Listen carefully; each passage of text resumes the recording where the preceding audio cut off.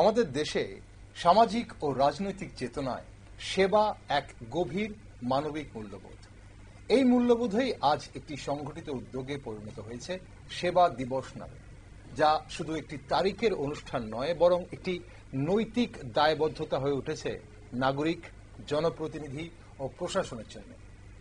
সেবাই হি সংগঠন বা সেবাই পরম ধর্ম, এই দর্শনকে সামনে রেখে সেবা দিবসের সূচনা মূলত জাতির পিতা মহাত্মা গান্ধীর জীবন দর্শনকে কেন্দ্র করে। 2014 সালের পর, বিশেষ করে 2017 সালের পর থেকে সেবা দিবস বা সেবা কর্মসূচি উদযাপন শুরু হয়। 2017 সালে প্রধানমন্ত্রী নরেন্দ্র মোদীর জন্মদিন অর্থাৎ 17 সেপ্টেম্বরে প্রথমবারের মতো আনুষ্ঠানিকভাবে সেবা দিবস পালনের সূচনা হয়। এর মূল উদ্দেশ্য ছিল গান্ধীজির জীবন দর্শন ও নীতি স্মরণ, অহিংসা, সত্য, স্বনির্ভরতা ও জনসেবার আদর্শকে সমাজে ছড়িয়ে দেওয়া। সামাজিক ও মানবিক উদ্যোগকে সামনে রেখে গ্রাম উন্নয়ন, স্বাস্থ্য পরীক্ষা শিবির, রক্তদান, বৃক্ষরোপণ, পরিচ্ছন্নতা অভিযান, দরিদ্র ও পিছিয়ে থাকা মানুষের সেবার মাধ্যমে জনগণকে সম্পৃক্ত করা, নেতা ও নাগরিকের সংযোগ বাড়ানো, জনপ্রতিনিধি ও সরকারি কর্মীদের মাঠ পর্যায়ে গিয়ে সরাসরি মানুষের সেবা করার সুযোগ তৈরি করা, সমাজের প্রতিটি স্তরে গান্ধীজির সেবামূলক আদর্শকে জীবন্ত করা এবং নেতৃত্বকে সরাসরি মানুষের কল্যাণে যুক্ত করা। তাই জানতে ইচ্ছে হয়, এবছর সারা দেশের সাথে আমাদের রাজ্যে কিভাবে পালিত হচ্ছে সেবা দিবস। সেবা দিবস পালন করা কেন প্রয়োজন? নাগরিক হিসেবে আমাদের করণীয় কি? তবে সবচেয়ে গুরুত্বপূর্ণ প্রশ্ন, এই কর্মসূচি পালনের মাধ্যমে দেশবাসীর মধ্যে সেবার মানসিকতা কতটা গভীর হচ্ছে। নমস্কার, আমি দীপেন আর আপনারা দেখছেন নিউজ ভ্যানগার্ড। সেবা দিবসের ঐতিহাসিক প্রেক্ষাপট ও ভবিষ্যতের সংযোগ নিয়ে একটি গুরুত্বপূর্ণ টকশোতে আজ আমার সাথে রয়েছেন বিধায়ক তথা প্রদেশ বিজেপি সাধারণ সম্পাদক ভগবান দাস। স্বাগত দাদা আপনাকে। নমস্কার। প্রথমে যেটা জানতে ইচ্ছে করছে দাদা, যে সেবা দিবস বা সেবা কর্মসূচির মূল দর্শন বা আদর্শ কি, আপনি কি জানেন এবং আপনাদের মতে সেটা কি, এবং এটা কেন পালন করা হয়? এই সেবা দিবস বা এই যে সেবা একটা পক্ষকাল কেন পালন করা হয়? দেখুন, প্রথমে আমি নিউজ ভ্যানগার্ড চ্যানেলের কে আমি অনেক অনেক ধন্যবাদ জানাচ্ছি। আমি সম্মান জানাচ্ছি যে আজকে এমন একটি গুরুত্বপূর্ণ বিষয় নিয়ে আপনারা আমাকে আমন্ত্রণ জানিয়েছে, আর আপনাদের আমন্ত্রণে আমি না এসে পারলাম না। আমি আসলাম আপনাদের সামনে, যেহেতু খুবই গুরুত্বপূর্ণ বিষয়টা রয়েছে এখানে। আমরা জানি যে রাজনৈতিক দল ভারতবর্ষে তার সংখ্যা একটা বড় সংখ্যা রয়েছে, আর এখানে একদলীয় ব্যবস্থা নয়, মানে বহুদলীয় ব্যবস্থা রয়েছে আমাদের দেশে। জাতীয় দল রয়েছে, আঞ্চলিক দল রয়েছে, রাজ্যভিত্তিক দল রয়েছে। তো আমরা দেখছি প্রত্যেকটা রাজনৈতিক দলেরই কোনো তাদের একটা আন্দোলন থেকেই তাদের সংগঠন তৈরি হয়ে যায়। আমরা যদি বলি পশ্চিমবাংলা, আজকে যিনি মুখ্যমন্ত্রী রয়েছেন মমতা ব্যানার্জি, উনি এক সময় কংগ্রেস ছিলেন, কংগ্রেস করেছিলেন, সেখান থেকে বেরিয়ে এসে এটা সিঙ্গুর, নন্দীগ্রাম ইত্যাদি বিষয় নিয়ে একটা আন্দোলন হয়েছিল। তো এখান থেকেই একটা দলের জন্ম হয়ে গেল, যে তৃণমূল কংগ্রেস। যদি আমরা দেখি দিল্লিতে আন্না হাজারি, উনি একটা সৎ উদ্দেশ্য, সৎ মানসিকতা নিয়ে উনি একটা আন্দোলনে বসেছিলেন। সেখানে আন্দোলনের একজন সদস্য অরবিন্দ কেজরিওয়াল ছিলেন, যিনি দিল্লির মুখ্যমন্ত্রী শেষ পর্যন্ত উনি হয়েছেন। তো আন্না হাজারি ওনার যে আন্দোলনটাকে একটা অংশ হাইজ্যাক করে অরবিন্দ কেজরিওয়াল আম আদমি পার্টি গঠন করে এখানে সরকার তৈরি করে নিয়েছে বা একটা সংগঠন তৈরি করে নিয়েছে। অতীতে আমরা এই ধরনের আরো অনেক রাজনৈতিক দল দেখেছি বিভিন্ন প্রদেশে। উত্থানটা এইভাবেই হয়, হয়তো আঞ্চলিক দলগুলো এইভাবেই কিন্তু রাজনৈতিক দলের উত্থান হয়, বা এইভাবেই কোনো না কোনো একটা আন্দোলনের মধ্য দিয়ে। আর যে আন্দোলনটা শেষ পর্যন্ত তার কোনো বিন্দু মাত্র সেই জায়গাতে আর থাকে না, সেই দলটি আমরা যদি পশ্চিমবাংলা বলি, আমরা যদি দিল্লিতে অরবিন্দ কেজরিওয়াল আম আদমি পার্টি বলি, আমরা যদি বিহারে আরজেডি বলি, লালু প্রসাদ যাদব পার্টি যদি বলি, আমরা যদি উত্তরপ্রদেশে মুলায়ম সিং যাদবের পার্টি আমরা বলি, এইভাবে প্রত্যেকটা প্রদেশে কিন্তু শেষ পর্যন্ত কিন্তু যে উদ্দেশ্য তারা জনসমক্ষে তুলে ধরে বা যে আন্দোলনটাকে সামনে রাখে, সে আন্দোলন কিন্তু শেষ পর্যন্ত আর এই জায়গাতে থাকে না, সেটা কিন্তু অন্যদিকে কনভার্ট হয়ে যায়, মানে সে আদর্শ থেকে বিচ্যুতি হয়ে যায়, আদর্শ থেকে বিচ্যুতি হয়ে যায়। যেমনটা দেখুন আজকে একটা আমি আপনাকে বলছি যে ভারতবর্ষের দুটি প্রধান রাজনৈতিক দল এক সময়ের, যেটা কংগ্রেস এবং কমিউনিস্ট পার্টি। আমরা জানি যে কংগ্রেস পার্টি সেটা গান্ধীবাদে বিশ্বাসী, এরা গান্ধীবাদকে মানে সামনে রেখেই এদের সংগঠনের কাজ হয়। পাশাপাশি আমরা যদি দেখি যারা কমিউনিস্ট পার্টি, এরা মার্ক্সবাদে বিশ্বাসী, এরা মার্ক্স আইডিওলজি সেটাকে নিয়েই কাজ করে, বা কমিউনিজম যেটা আমরা বলি। আজকের দিনে তাদের যে রাজনৈতিক পরিস্থিতি সর্বভারতীয় স্তরে, আমরা দেখলাম সেই কংগ্রেস দলটাই আজকে সেই মার্ক্সবাদের সঙ্গে মিশে গেল।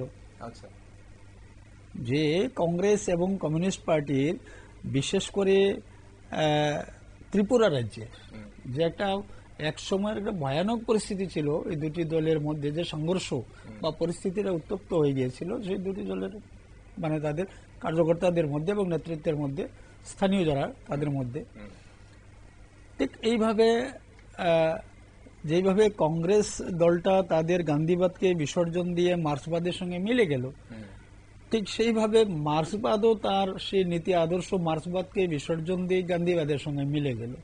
এইবার আমরা এই দুটি রাজনৈতিক দলকে আমরা কি বলতে পারি? যদি আমরা সহজ সরল ভাষায় যদি বলি যে মার্ক্সবাদকে বিদায় দিল, বিসর্জন দিল, জলাঞ্জলি দিল, পুরো ছাই করে দিল, আর গান্ধীবাদকে শেষ করে দিয়ে এরা দুটি দল একত্রিত হয়ে যায়, একটা রাজনৈতিক স্বার্থে এরা একই প্ল্যাটফর্মে এসে এরা সুবিধাবাদের দল হয়ে গেছে। এবার সুবিধাবাদী মানে মার্ক্সবাদ গান্ধীবাদ শেষে এবার সুবিধাবাদ হয়ে গেল। তো বিষয়টা হচ্ছে, আমরা জানি মার্ক্সিজম কি, মার্ক্স কি বলেছিলেন, মার্ক্স কি চেয়েছিলেন, কিসের জন্য সেই পার্টি, সেই কমিউনিস্ট পার্টি তার জন্ম হয়েছিল, কোথায় জন্ম হয়েছিল, কে জন্ম দিয়েছিল। আমরা জানি কংগ্রেসের বিষয়টা, আমরা জানি কিভাবে কংগ্রেস তৈরি হয়েছে, স্বাধীনতা আন্দোলন নামে একটা দল তৈরি হয়েছে, একটা মঞ্চ তৈরি হয়েছে, পরবর্তী সময় দেশ স্বাধীন হয়েছে, সেখান থেকে এটা একটা রাজনৈতিক দল হিসেবে আত্মপ্রকাশ করেছে এবং তাদের যে উদ্দেশ্য সেটাও আমরা জানি।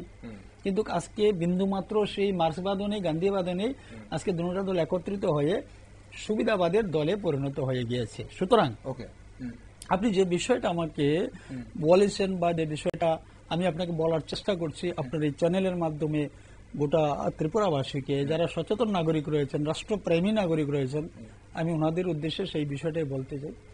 আপনি বলে গিয়েছেন এখানে যে সেবা হি সংগঠন, এটা ভারতীয় জনতা পার্টির মূল মন্ত্র। সংগঠন এই নয় যে প্রতিদিন রাজপথে দাঁড়িয়ে আর গ্রামের কৃষককে মাঠ থেকে তুলে এনে, শ্রমিককে তার ইন্ডাস্ট্রি থেকে তুলে এনে, মহিলাদেরকে ঘর থেকে বের করে এনে, বিদ্যার্থীদেরকে স্কুল থেকে কলেজ থেকে রাস্তায় নামিয়ে দিয়ে এবার জিন্দাবাদ মুর্দাবাদ আর ভাঙিয়ে দিন গুড়িয়ে দিন, লড়াই চাই, লড়াই করে বাঁচতে চাই, এটা কিন্তু মানে এটা রাজনৈতিক দলের মূল উদ্দেশ্য হতে পারে না। মানে এটাই সংগঠন নয়, এটাই সংগঠন নয়। আচ্ছা, এটা সংগঠন নয়, এটা কোনো অবস্থাতেই সংগঠন নয়। সংগঠন মিন্স কেন, আমি সংগঠন মানে তার চেষ্টাই থাকবে সে পাওয়ারে আসার জন্য, ক্ষমতায় আসার জন্য। এবার ক্ষমতায় আসার পরে জনতা জনার্দন যখন রায় দেবে তখন সেই সংগঠনে, যেই সংগঠন সরকারে থাকবে, শাসন ক্ষমতায় থাকবে, তার মূল মন্ত্র সেটাই হওয়া উচিত এবং সেটাই হওয়া প্রয়োজন যে সেবার মাধ্যমেই আমি সেবা করব জনগণের। তো সেবাহী সংগঠন, যেটা আজকে আমাদের পক্ষ থেকে সেটা করে যাচ্ছে, মানে রাজধর্ম পালন করা, এই একটা হচ্ছে একটা বিষয়। দ্বিতীয় হচ্ছে সেবার মাধ্যমে সংগঠনের কাজ করা। তো ভারতীয় জনতা পার্টি তার জন্মলগ্ন থেকে আমরা যদি দেখি, আমাদের যিনি শ্যামাপ্রসাদ মুখার্জি, যে 1951 সালে যে পার্টি জনসংঘ নামে আত্মপ্রকাশ করেছিল, সেই দিন থেকে সেবা মনোভাব নিয়ে কিন্তু সংগঠনের কাজ চলছে, সর্বব্যাপী এবং সর্বস্পর্শী করে। আমাদের সর্বব্যাপী সেই কাজ ছিল, সারা ভারতবর্ষে সেই কাজ ছিল, জনসংঘের কাজ ছিল। এবং আমরা সেই দলটাকে সর্বস্পর্শী করেছিলাম, উনি সর্বস্পর্শী করেছিলেন সমাজের প্রত্যেকটা শ্রেণীর মানুষের মধ্যে। সে অনুসূচিত হতে পারে, জনজাতীয় হতে পারে, সে অন্য কোনো রিলিজন হতে পারে, সে যে কোনো শ্রমিক হতে পারে, কৃষক হতে পারে, মানে সর্বস্পর্শী সংগঠন বানিয়েছিলেন সেদিন সারা ভারতবর্ষের মধ্যে। এবং সর্বব্যাপী সেটাকে নিয়েছিলেন কিসের মাধ্যমে? সেবার মাধ্যমে, সেবার মাধ্যমে।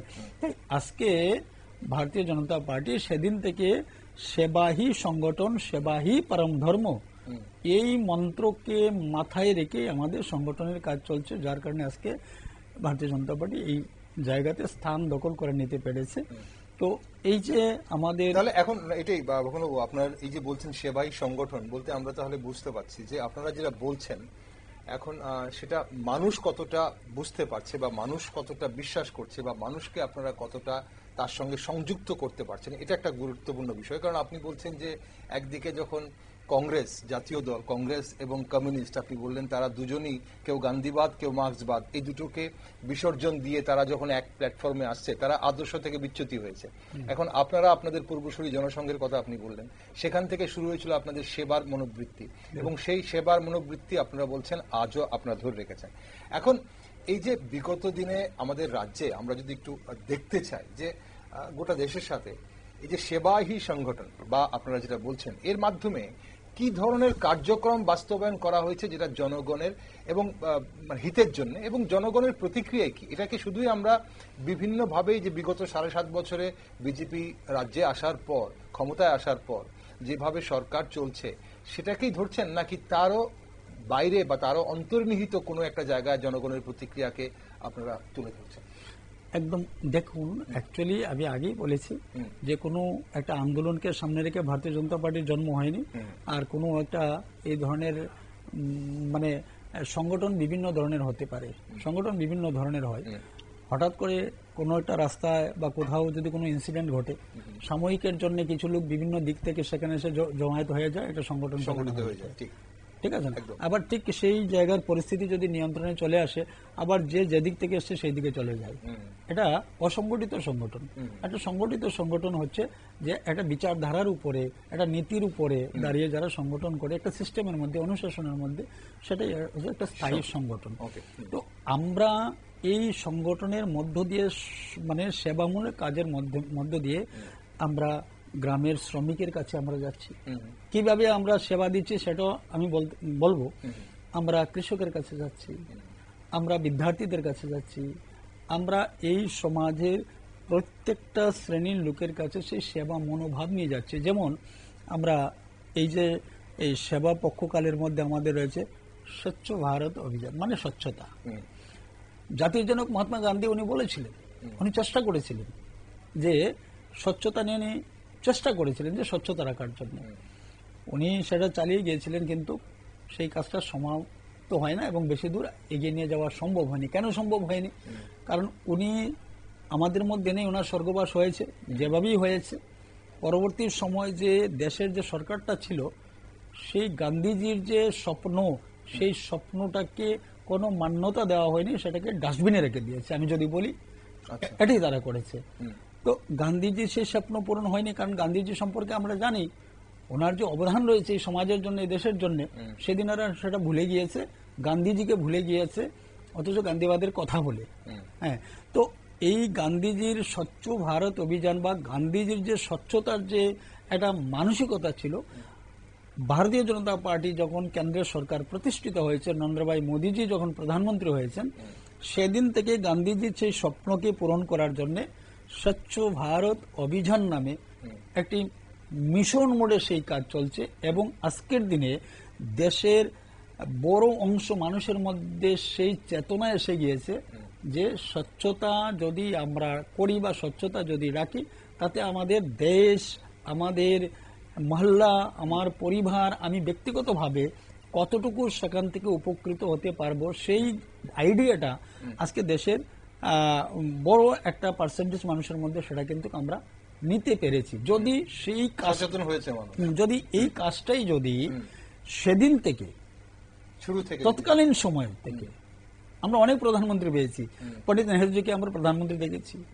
আমরা অনেক প্রধানমন্ত্রী পেয়েছি এবং ওই ফ্যামিলির ওই বংশধরের আমরা প্রধানমন্ত্রী পেয়েছি। ইন্দিরাজিকে আমরা পেয়েছি, রাজীবজিকে আমরা প্রধানমন্ত্রী পেয়েছি, মনমোহন সিংজিকে আমরা প্রধানমন্ত্রী পেয়েছি, আরো অনেকে আমরা পেয়েছি।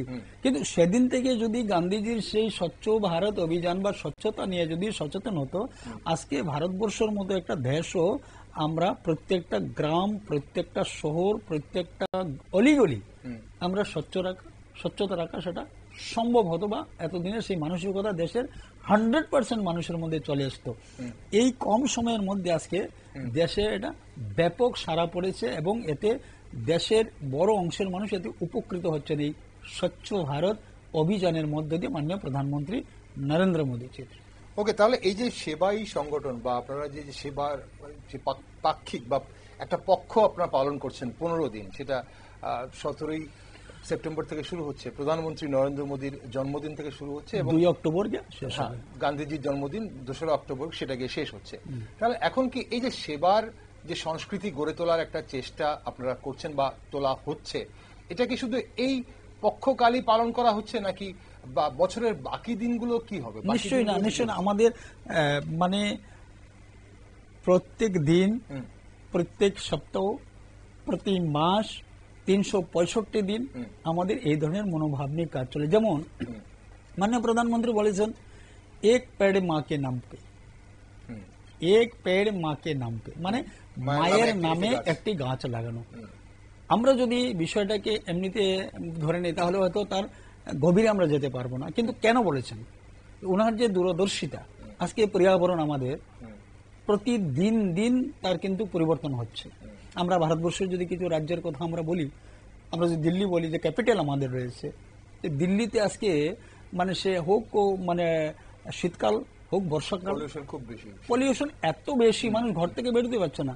পলিউশনের জন্য অনেক ক্ষতিগ্রস্ত হচ্ছে দিল্লিতে। কেন? মানে পর্যাবরণ দিন দিন আমাদের পরিবেশটাকে দূষিত হচ্ছে। হবেই আমাদের বিভিন্ন ধরনের, আমরা কিছু হচ্ছে আমাদের যুগের সঙ্গে সঙ্গতি রেখে, এক্স্যাক্টলি কিছু হচ্ছে আমাদের অসচেতনতার অভাবে সেগুলো হচ্ছে। আমরা পশ্চিমবাংলা যদি বলি, আমরা এই ধরনের আরো মুম্বাই আমরা বলি, অনেকগুলো যেমন রাজস্থান, এই যে মানে পরিস্থিতি পরিবেশটা হচ্ছে, তার একমাত্র কন্ট্রোল করার একটাই উপায়, একটাই রাস্তা হচ্ছে, আমরা যদি বলি সেটাকে অস্বীকার আমরা করতে পারবো না, সেটা হচ্ছে বেশি থেকে বেশি করে গাছ লাগাতে হবে। এবার গাছ লাগানো আমাদের এই প্রচলনটা আজকে নতুন নয়, সেটা আগেও ছিল, কিন্তু সেই দিন আমাদের বন দপ্তরের মাধ্যমে কিছু হয়তো গাছ লাগানো হতো, সেটা প্রফেশনালি ইনকামের জন্য সেগুন বাগান ইত্যাদি ইত্যাদি ইত্যাদি গাছ লাগানো হতো। সেটা একটা নির্দিষ্ট মানে কিছু গাছ লাগানো হতো যেটা ব্যবসায়িক মনোভাব নিয়ে। আজকে মাননীয় প্রধানমন্ত্রী বলেছেন যে এক পের মা কে নাম পে, এখানে মায়ের নামে কেন, বাবার নাম আসতে পারতো, এক পের বাপকা নামকে আসতে পারতো সেটা, কিন্তু উনি বলেছেন যে এক পেড় মা কে নাম পে। এই জন্যই যে আমরা যে জায়গা থেকে সেই চারা গাছটাকে নিলাম, আমরা ঠিক আছে, এটা মাননীয় প্রধানমন্ত্রী বলেছেন এটা একটা মানে গণ আন্দোলনের মতো শুরু হয়েছে গাছ লাগানো, চলো আমি এটা লাগিয়ে দিলাম, কিন্তু তারপর তার রক্ষণাবেক্ষণের দায়িত্ব আমি কিন্তু সেটা নিলাম না, যেটা অতীতে হয়েছে, হতো মরে যাচ্ছে, নতুবা দেখুন কোনো না কোনো ভাবে কেউ আবার নষ্ট করে দিচ্ছে সেটাকে। তো যখন ওই মায়ের নামে হবে তখন সেখানে ইমোশনাল একটা বিষয় থাকবে, সেটা ইমোশনাল ভাব সেখানে আসবে, তার একটা ভাবুক হয়ে যাবে যে আমার সে মা যদি জীবিত থাকেন বা মৃত হন, তারপরে কিন্তু তার মধ্যে কিন্তু আমার একটা মানে গাছটাকে বাঁচিয়ে রাখার একটা তাগিদ আমার মধ্যে জন্মাবে। এই যে আজকে এক পের মা কে নাম পে এই স্লোগান নিয়ে সারা দেশে কোটি কোটি গাছ লাগানো হচ্ছে, কিসের জন্য? মানে আমাদের পরিবেশকে রক্ষা করার জন্য। এতে দেশের মানুষ সুরক্ষিত থাকবে, উপকৃত হচ্ছে। ঠিক, উপকৃত হবে। দাদা, আমার অনুষ্ঠানের সময় ফুরিয়ে যাচ্ছে। বর্তমানে আপনাদের এই যে সেবা সংস্কৃতি বা যেটা আপনি বলছেন যে আপনাদের পূর্বসূরীরা জনসংঘ শুরু করেছিল, এখন বর্তমানে আপনারা করছেন, সেটা কোনো আন্দোলনের মাধ্যমে আপনাদের দল গঠন হয়নি। এখন বর্তমানে আপনারা এই সেবা সংস্কৃতির কি পরিবর্তন আনতে পেরেছেন? বা এই যে আমাদের দেশে আমরা বিভিন্নভাবে দেখি, বিভিন্ন জনপ্রতিনিধি হয়ে আপনারা তো অবশ্যই মানুষের মাঝে যাচ্ছেন, কিন্তু আমরা বিভিন্নভাবে যখন মানুষের কাছে যাই, মানুষ যখন বলে বিভিন্ন সেবা পাওয়ার জন্য তাদেরকে অনেক সময় কিন্তু মানে একদিনের বেশি ওদের যেতে হয় কোনো অফিসে বা কোনো পরিষেবা পাওয়ার জন্য তাদেরকে হেনস্থার শিকার হতে হয়। সেই জায়গাগুলো আপনার কি মনে হয়, এই যে সেবার সংস্কৃতির মধ্যে এইসব জায়গায় কি পরিবর্তন আনতে পেরেছেন আপনারা? দেখুন, একটা বিষয় হচ্ছে, এটা একটা আলাদা একটা পার্ট আমি বলবো, যে আমাদের যে সংগঠনের যে সেবা মনোভাব নিয়ে যে কর্মসূচি বা কর্মকাণ্ড, সেটা একটা পার্ট। আর আমরা যদি যে আপনি বলছেন যে প্রশাসনের মধ্য দিয়ে যে সেবা দেওয়া, সেটা একটা বিষয় হচ্ছে। দেখুন, আমরা প্রথমত যেটা বলতে পারি গ্যারান্টি দিয়ে, মাননীয় প্রধানমন্ত্রীজি বলেছিলেন যে ভ্রষ্টাচার মুক্ত ভারত। এই যে আজকে মানে নরেন্দ্র ভাই মোদীজি, উনি প্রথম 5 বছর, দ্বিতীয়বারের প্রধানমন্ত্রী হয়েছেন প্রায় 12 বছর। এই যে সময়কালের মধ্যে আমাদের মাননীয় প্রধানমন্ত্রী তথা কেন্দ্রীয় মন্ত্রিমণ্ডলের কোনো মন্ত্রীদের বিরুদ্ধে কোনো কারাপশন নেই।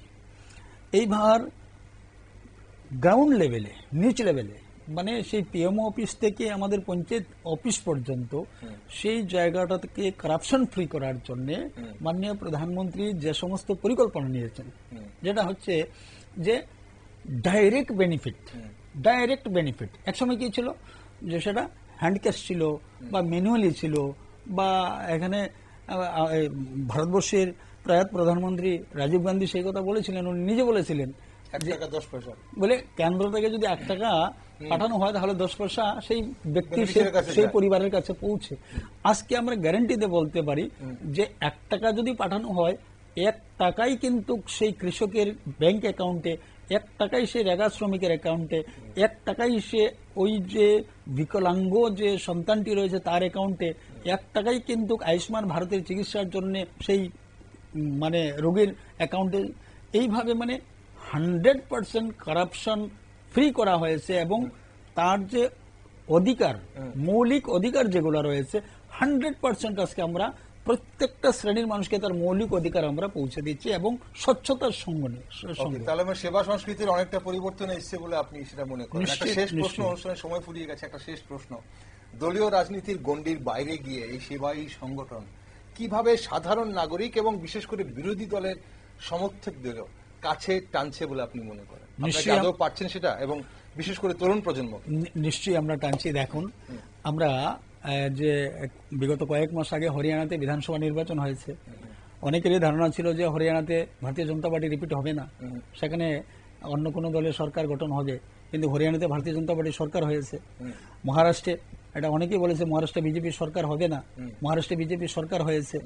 দিল্লিতে বিজেপি সরকার হবে না। তাহলে সবগুলো পিছনে মানে সেবামূলক যে 100% সেবাই সংগঠন, এটাই 100%। এখানে কোনো ধরনের কোনো কিন্তু পরন্তু কোনো কিছু নেই, যে সেবাহী সংগঠন।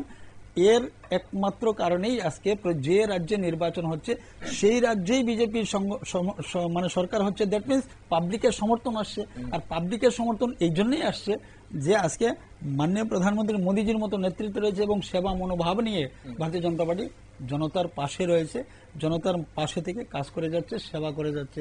এর জন্যই সরকার হচ্ছে। বিহারে বিজেপি সরকার হবে, পশ্চিমবাংলা বিজেপি সরকার হবে আগামী নির্বাচনে। বাকিগুলো হরিয়ানায় হয়েছে, মহারাষ্ট্রে হয়েছে, তবে আপনার আশাবাদী বিহার নিয়ে এবং অবশ্যই পশ্চিমবঙ্গ নিয়ে, সেটা সময় বলবে।